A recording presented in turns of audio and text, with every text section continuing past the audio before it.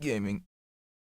Welcome to Cube Command. I'm Thomas Savoya, and today we're going to be unboxing the Xbox Series X Xbox wireless controller. That's kind of a long name. I probably should have said the Xbox wireless controller, because that's essentially what they're branding it as now, is just Xbox. You know, Xbox as a brand, more so than just the console itself. And given that I play a lot on PC and I'm kind of getting tired of playing the DualShock on PC, I figured, hey, why not I just go ahead and spring for an Xbox controller? And I saw that they had the blue color as an offering. I was like, hey, that looks amazing. Let me go pick it up and try it out, because I've always been curious about trying an Xbox controller. I've never owned one before. So this is going to be an unboxing for the first Xbox product I've ever owned.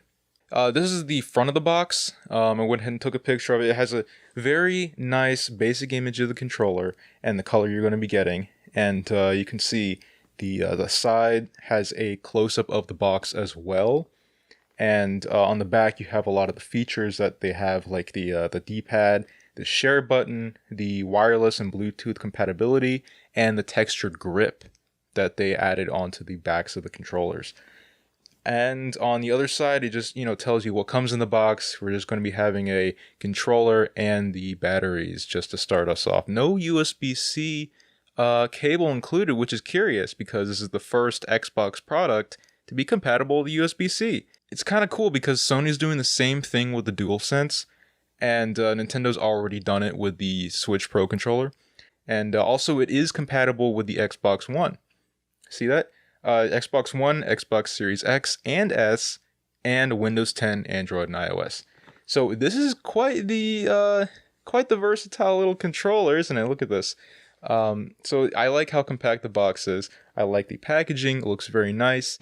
Okay, so I want to open up from the top here because I don't want everything to spill out. So opening up, look at that. Let me take a look at that myself. Oh man, I love this color. Look at this blue right there. I hope it doesn't catch too much glare with the lighting I have. I really do like how they simplify the packaging and gave you the controller right out the box. So wow. So I'm gonna pick this up the first time. Okay, ow, wow. I don't know why I said ow. I was trying to say wow and ah at the same time, but this thing has some weight to it that I wasn't expecting.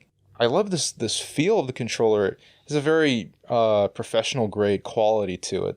Let's see. So we have the batteries, of course. Xbox has always been traditional with adding AA's into their controllers and not the rechargeable packs. You can buy the rechargeable pack separately. I believe it's $24.99 for the add-on you can put in. And then not too much else under this. We have the just the manuals, what's included, telling you how to install the batteries and whatnot, how to power on the controller. Pretty basic stuff. I mean, if you used a Xbox controller, you can pretty much, or any controller for that matter, you can pretty much just figure out what is supposed to be done here. But yeah, this is then you have the product and regulatory guide, warranty and information, basic stuff. So not much else new in terms of accessories that's added in. I'm not really surprised because, again, I'm not buying any other accessories. I bought the controller and that's what I got, so I'm happy. So, okay, let's take a look at this controller. Here's the controller in my hands.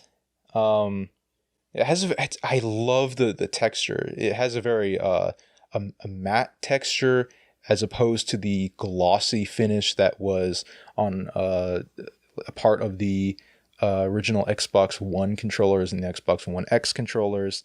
They omitted the glossy finish on the top and that whole separate part on the top where the bumpers are.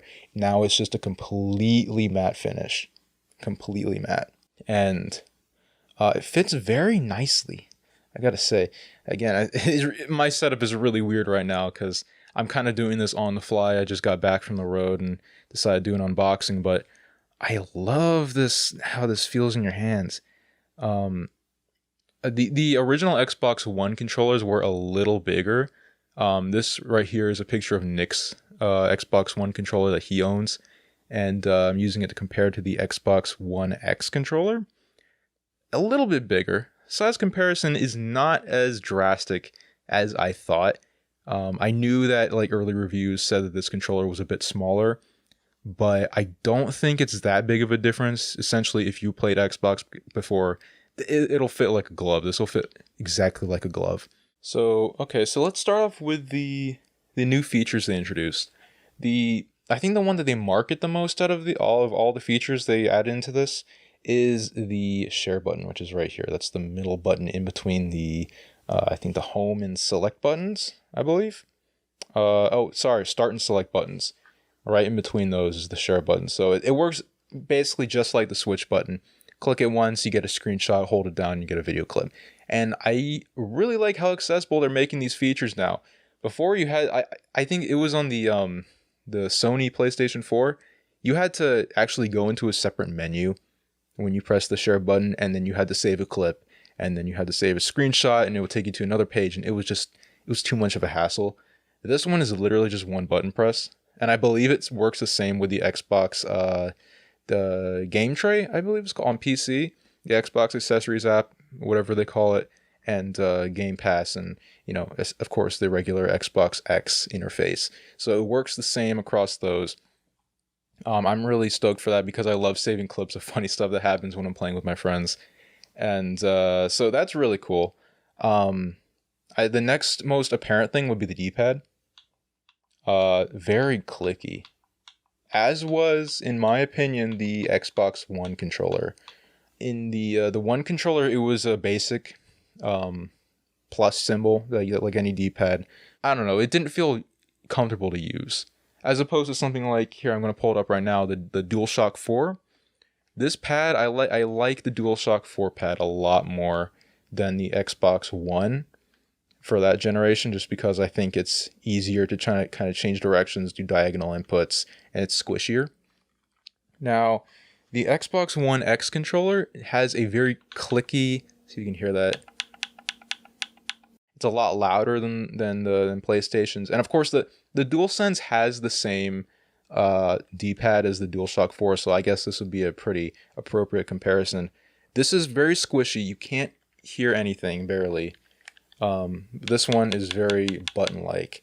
And I've seen videos, particularly like Spawn Wave. I recommend you look at his videos where he like opens it up, and you see that it has the same kind of build and interface on the inside as a regular button would. Like basically the same, so it's going to have the same amount of clickiness.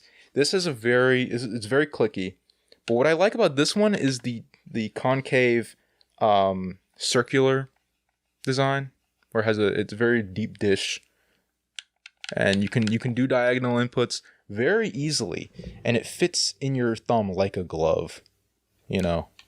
I really enjoy that. I like it way more than the Switch Joy-Con ones. It's just 4 buttons, and I know why they did it is because they want to have separation, to have them be their own individual controllers, but it's not my preferred way to play like a platformer or something. With this one, I think I'm going to enjoy using it a lot more on PC games. And okay, so that's the D-pad. Joysticks, I want to say they're the same. I'm not super experienced with the Xbox One controller, so maybe there's like a really minute difference that myself I can't tell because I'm not a huge Xbox guy. But for the layman, for me, these feel pretty much the same, and that's not a bad thing. I like that they have rubber on the inside. I think the original was more of like a glossy finish. Maybe it was rubber or plastic or something, but it did not feel the same as the outside of the joystick.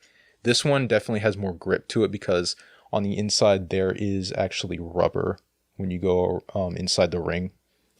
The buttons, of course, pretty recognizable as Xbox buttons, even to me.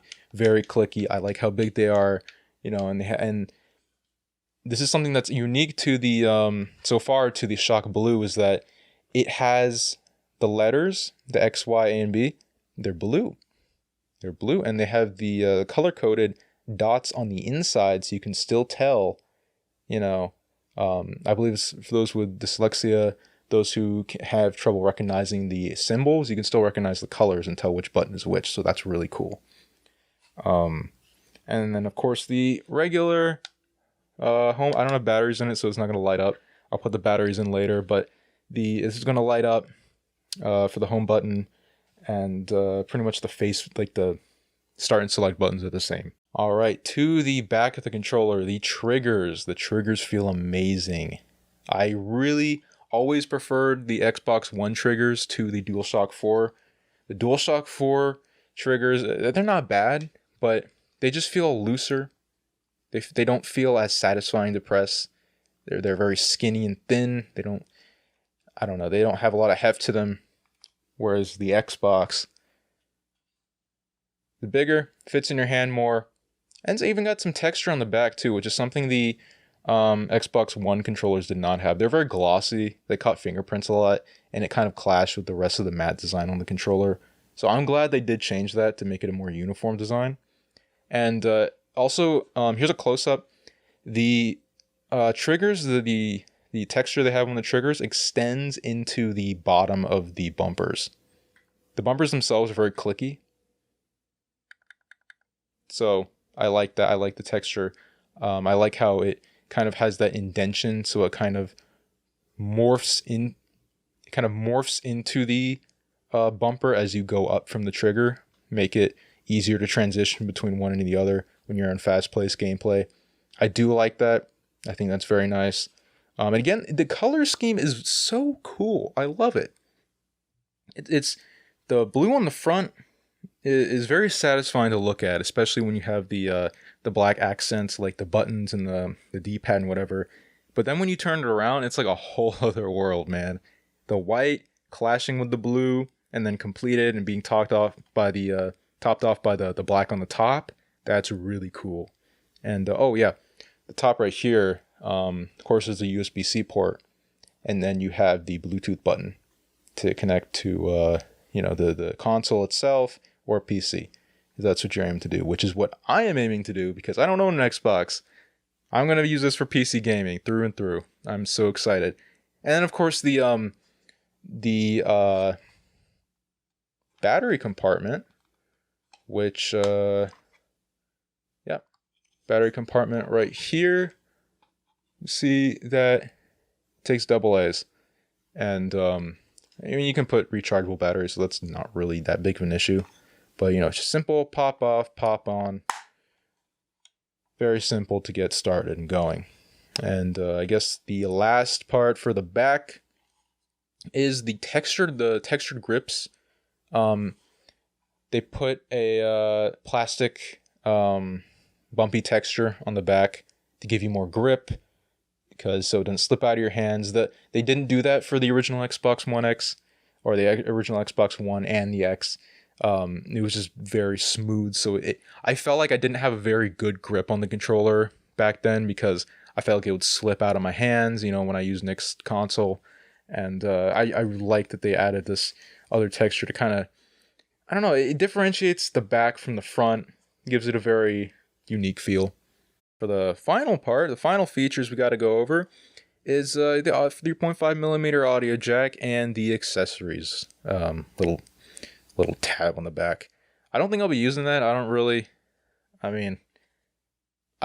would really want to plug into my controller is headphones. So I won't be using any Xbox accessories, but for those who do use them, there it is, just where it's always been, right on the bottom of the controller. But yeah, that is the Xbox Series X controller, the Shock Blue. I wanted to do a size comparison with the DualShock 4 right here. See, it's DualShock 4 is a little bit wider.